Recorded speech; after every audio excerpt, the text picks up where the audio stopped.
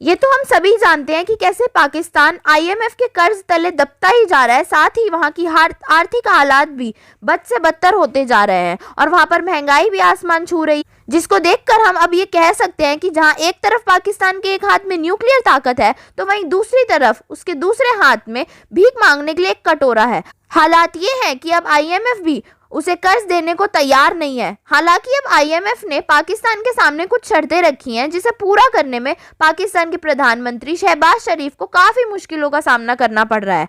उन्होंने कहा है कि अब उनको ये भीख मांगकर देश नहीं चलाना है, उन्हें इससे लड़ना है और अपने देश को इस कर्ज के दलदल से निकालना है। साथ ही उन्होंने आईएमएफ की इन शर्तों को कल्पना से परे बताया है। पर एक तरफ जहां उन्होंने ये बयान दिया है, तो वहीं दूसरी तरफ देखा जाए तो उनके पास इन शर्तों को मानने के अलावा और कोई ऑप्शन भी नहीं है। ये बात उनको भी पता है, क्योंकि उनका देश ऑलरेडी नुकसान में चल रहा है और अब उनकी विदेशी मुद्रा भंडार घटकर सिर्फ $3 बिलियन रह गई है।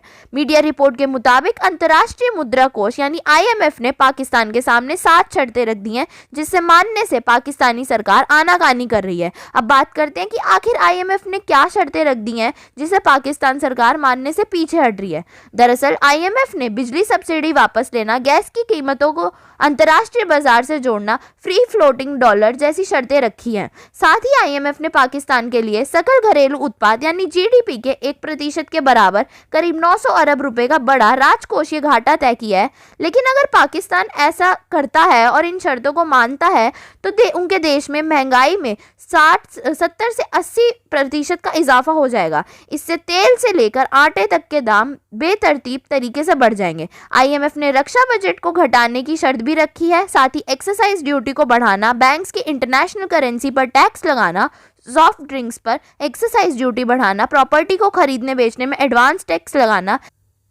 रिटर्न दाखिल ना करने वालों के बैंक लेन देन पर रोक लगाने जैसी शर्तें रखी हैं। आईएमएफ ने पाकिस्तान से भ्रष्टाचार रोधी कार्यबल भी गठित करने को कहा है। यह कार्यबल सरकारी विभागों में भ्रष्टाचार को रोकने के लिए मौजूद कानूनों की समीक्षा करेगा। इन शर्तों पर पाकिस्तान के अधिकारियों ने आपत्ति जताई है। आईएमएफ ने पाकिस्तान से साफ कह दिया है कि टैक्स बढ़ाकर, जीएसटी बढ़ाकर या फिर तेल के दाम 18% तक बढ़ाकर जब तक वह अपना घाटा पूरा नहीं कर देता तब तक वह उसे लोन नहीं देगा। अब देखा जाए तो अगर पाकिस्तानी सरकार आईएमएफ की शर्तों को मान लेती है तो देश में विद्रोह भड़क सकता है, और अगर इन शर्तों को नहीं मानती है तो देश में दिवालिया हो सकता है। साथ ही अगर वह आईएमएफ की इन शर्तों को मानती भी है तो चुनाव में जनता उनसे रूठ सकती है।